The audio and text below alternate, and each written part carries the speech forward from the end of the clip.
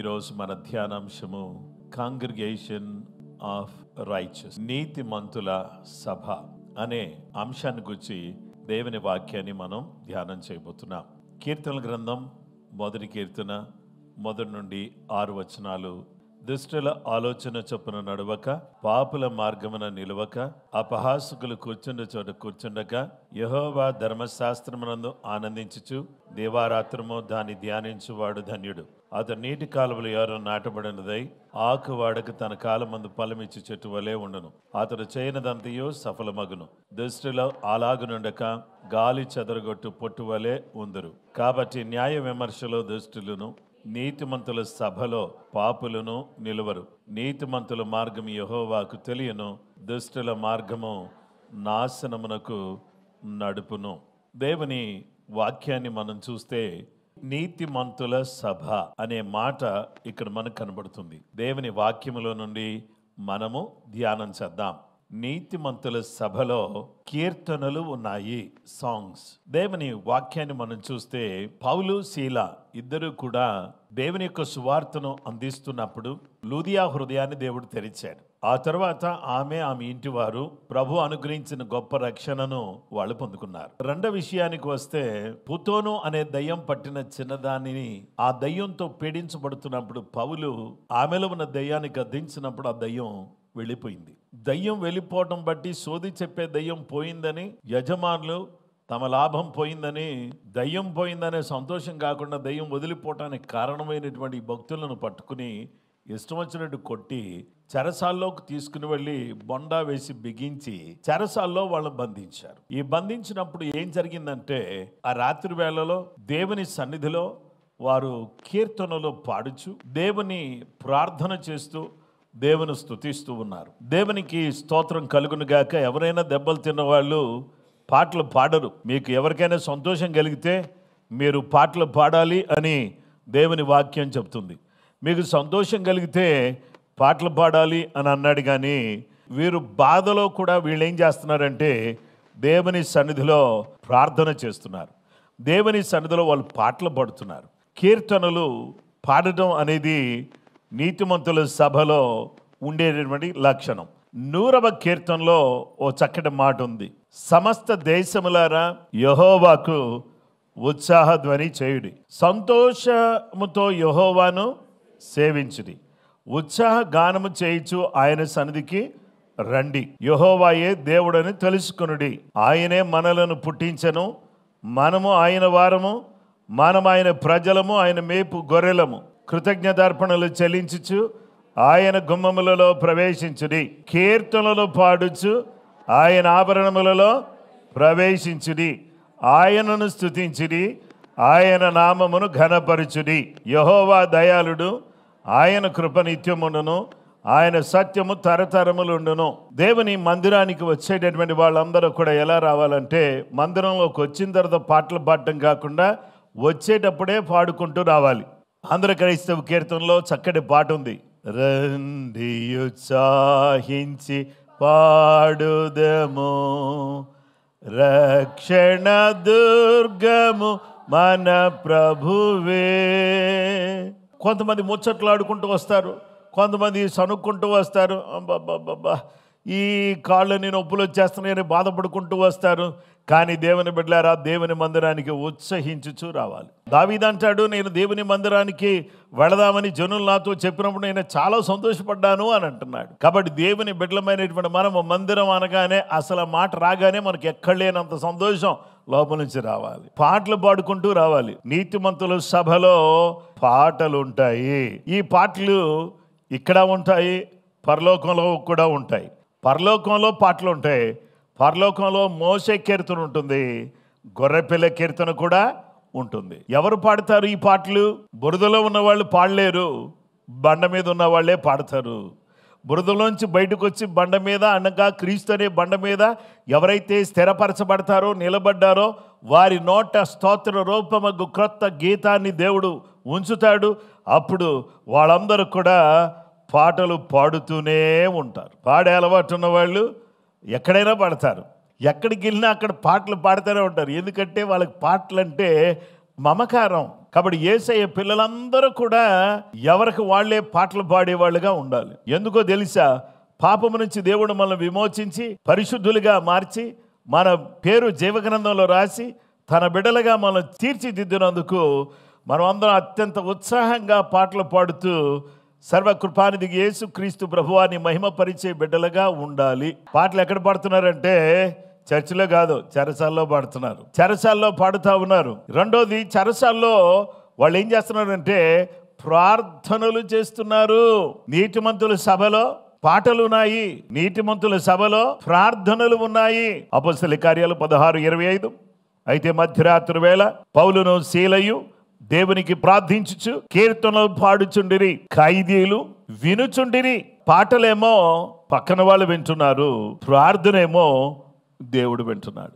అందరూ కూడా వీళ్ళు చేసే ప్రార్థన దేవుడు వింటున్నాడనే సంగతి తెలియదు. అడుగుడి మీకు ఇయ్యబడును, వెదకుడి మీకు దొరుకును, తట్టుడి మీకు తీయబడును. అడుగు ప్రతి వానికి కూడా దొరుకునని చెప్పి దేవుని వాక్యం సెలవిచ్చుచు ఉన్నది. ప్రతి వ్యక్తి కూడా ప్రతి విధమైన ప్రార్థనలను విజ్ఞాపనలను చేయించు పరిశుద్ధులందరి కొరకు ఏం చేయాలో తెలుసా? ప్రార్థన చేయాలి. ఎవరి కోసం? పరిశుద్ధుల కొరకు. పరిశుద్ధులంటే వాళ్ళెవరు? మన తోటి విశ్వాసులే. నీతిమంతులంటే ఎవరు? మన తోటి విశ్వాసులే. నీతిమంతుల సభలో పాటలున్నాయి, నీతిమంతుల సభలో ప్రార్థనలున్నాయి, నీతిమంతుల సభలో అద్భుతాలున్నాయి. మూడవ విషయం, అద్భుతాలున్నాయి. అపొస్తలుల కార్యాలు 16:25. అయితే మధ్యరాత్రి వేళ పౌలును శీలయు దేవునికి ప్రార్థించుచు కీర్తనలు పాడుచుండిరి, ఖైదీలు వినుచుండిరి. దేవునికి స్తోత్రం. దేవుని బిడ్డలారా, వీళ్ళు పాటలు పాడుతున్నారు, ఖైదీలేమో వింటున్నారు. ఇంతలో ఒక అద్భుతం జరిగింది. ఏంటి అద్భుతం? అపొస్తలుల కార్యాలు 16:28 చూస్తే దేవుని వాక్యం చెప్పే మాట ఏంటో తెలుసా? అప్పుడు పౌలు, నీవు ఏ హానియో చేసుకునవద్దు, మేమందరము ఇక్కడనే ఉన్నామని బిగ్గరగా చెప్పాను. అతడు దీపము తెమ్మని చెప్పి లోపలికి వచ్చి వణుకుచు పౌలుకును శీలకును సాగిలపడి. వాక్యం ఏం చెప్తుందంటే అపోస్తలుల కార్యముల గ్రంథం 16వ అధ్యాయంలో 26వ వచనం చూస్తే, అప్పుడు అకస్మాత్తుగా మహాభూకంపము కలిగెను, చెరసాల పునాదులు అదరెను, వెంటనే తలుపులనియు తెరచుకొనెను, అందరి బంధకములు ఊడెను. అప్పుడు అకస్మాత్తుగా మహాభూకంపము కలిగెను, చెరసాల పునాదులు అదరెను. ఎప్పుడు? పాటలు పాడినప్పుడు, ప్రార్థన చేసినప్పుడు అకస్మాత్తుగా భూకంపము కలిగెను. అయితే చెరసాల పునాదులు కదిలించటానికి భూకంపాన్ని దేవుడు పంపించాడు. ప్రార్థన భూమి కంపించేటట్టుగా చేస్తాడు. ప్రార్థన పాటలు ఏం చేస్తాయంటే భూమిని కంపిస్తాయి.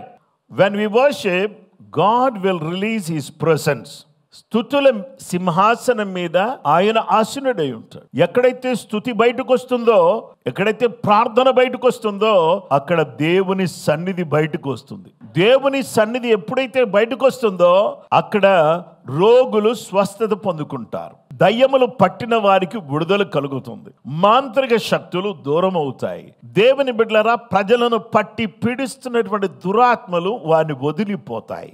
వారి కుటుంబములో పేదరికం అనే దురాత్మ, పాపము అనే దురాత్మ, వ్యభిచారము అనే దురాత్మ ప్రజలను పట్టి పీడిస్తుంటుండగా అలాంటి దురాత్మలు వారిని వదిలిపెట్టి పారిపోతాయి. ఎప్పుడైతే అవి పారిపోతాయో వారి జీవితంలో నెమ్మది, సంతోషము, సమాధానము, బంధకాలు తొలగిపోయి, అంధకారము తొలగిపోయి ఆశీర్వాదాలు రిలీజ్ చేయబడతాయి. పైకి చూసి ఆరాధన చేయడం ప్రారంభించామనుకో, పిల్లలు చక్కగా చదువుకుని పాస్ అయిపోతూ ఉంటారు. పైకి చూసి దేవునిని స్తుతిస్తూ ప్రార్థన చేసావనుకో, ఎంతో కాలంగా సంబంధాలు వచ్చి వెళ్ళిపోతున్నవి నిలబడతాయి, చక్కగా పెళ్ళవుతుంది, వాళ్ళ సంసారం బాగుంటుంది.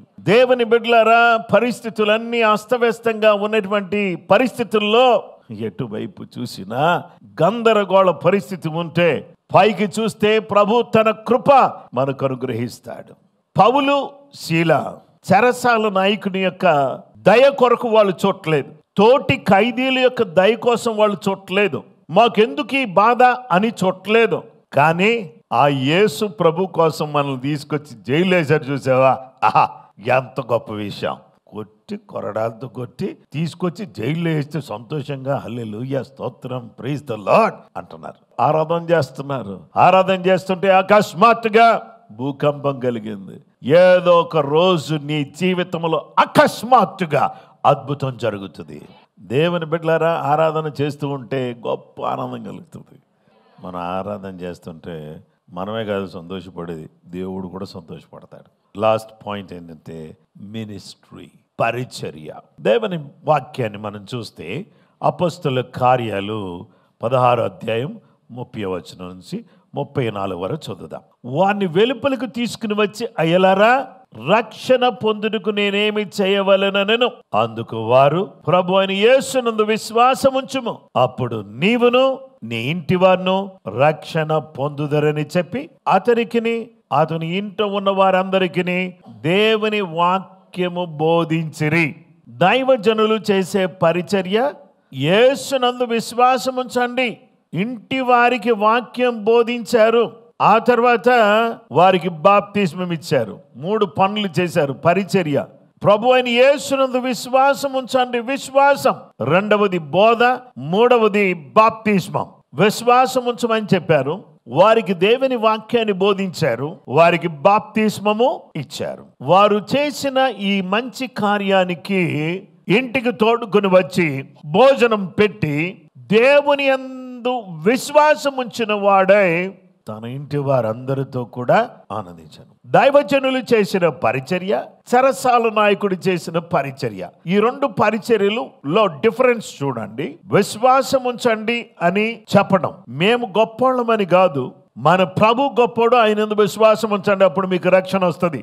2, మీకు మేము వాక్యం బోధిస్తున్నాం అని బోధించారు. మీకు బాప్తిసం అనేది చాలా ఇంపార్టెంట్ అని బాప్తిసం గురించి చెప్పారు. వాళ్ళు బాప్తిసాన్ని గురించి విన్నప్పుడు మా ఇంటి వాళ్ళకి ఇప్పుడే బాప్తిసం కావాలని వాళ్ళు రాత్రే బాప్తిసం తీసేసుకున్నారు. ప్రభువైన యేసునందు విశ్వాసం ఉంచుడి, అప్పుడు మీరు మీ ఇంటి వారు రక్షించబడతారు. దేవుని వాక్యం బోధించారు, బాప్తిసం మీకు కావాలి, విశ్వాసం ఒకటే సరిపోదు, బాప్తిసం కావాలి. బాప్తిసం మాత్రమే సరిపోదు, వారు విశ్వాసం చలి బోధ వినాలి, బాప్తిసం తీసుకోవాలి. బాప్తిసం తీసుకున్న ప్రతి వాళ్ళు కూడా దైవజనులను తోడుకొని వచ్చి భోజనము పెట్టి దేవుని యందు విశ్వాసం ఉంచిన వాడై తన ఇంటి వారందరితో కూడా ఆనందించాను. ఇంటి వారందరూ ఆనందించాలి, మన ఇంట్లో వాళ్ళందరూ ఆనందించాలి. ఫ్యూనరల్ సర్వీస్ జరగాల్సిన ఇంటిలో ఏం సర్వీస్ జరుగుతుందంటే బ్యాప్టిజం సర్వీస్ జరుగుతుంది. సమాధి కార్యక్రమం జరగాల్సిన దగ్గర బాప్తిస్మపు ఆరాధన జరుగుతుంది. అక్కడ భౌతికంగా చావకుండా అడ్డుపడింది దైవజనుడు, ఆత్మీయంగా చచ్చిన వాడిని బ్రతికేటట్టుగా వాక్యం బోధించింది దైవజనుడు.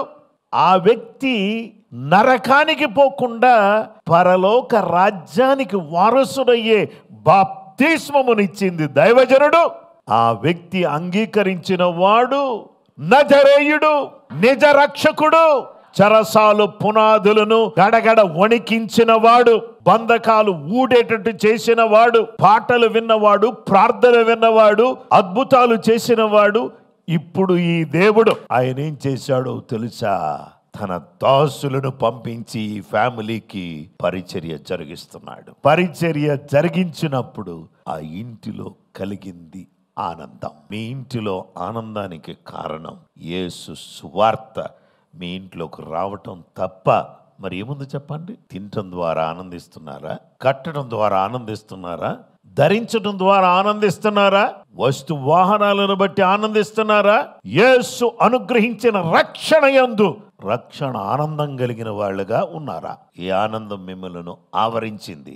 ఏ ఆనందం మిమ్మలను ఆవేశపరుస్తుంది? ఏ ఆనందం మీ జీవితాన్ని దేవుని పాదాల దగ్గర పెట్టేటట్టు చేస్తుంది? ఇది అర్థం చేసుకుని ఆయన పాదాలు పట్టుకుంటే మనమందరం కూడా దేవుని పరిచర్య చేసేవాళ్ళగా మారిపోతాం. అయ్యా ఇంటికి రండి, ఇంటికి రమ్మంటాం, భోజనం పెట్టడం, ఇంటి వాళ్ళందరితో కలిసి విశ్వాసం కలిగి ఆనందించటం, ఇది కదా చేయాల్సింది. మనమందరం కూడా ఇలాగూ ఆనందంగా సాగిపోవాలి అని అంటే నీతిమంతుల సభ ఎక్కడికి వచ్చిందంటే జైల్లో నుంచి చెరసాల నాయకుని ఇంటిలో ఇప్పుడు నీతిమంతుల సభగా ఇది మారిపోయింది. అలాంటి సభగా మన ఇల్లు మారును గాక. ఎలా మారుతారో తెలుసా? నువ్వు పాటలు పాడితే మారతారు, నువ్వు ప్రార్థిస్తే మారతారు, నువ్వు ప్రభువుకు అంకితమైపోయి దేవుని సన్నిధిలో గడుపుతుంటే వారి జీవితంలో ఎప్పుడు ఒక రోజున అద్భుతం జరిగి వాళ్ళు మారిపోతారు, బాప్తీసం తీసుకుంటారు. ఇల్లు నీతిమంతుల సభగా మారిపోతుంది. అలా మారడానికి కృపగల దేవుడు మనందరికీ సహాయం చేయును కాక.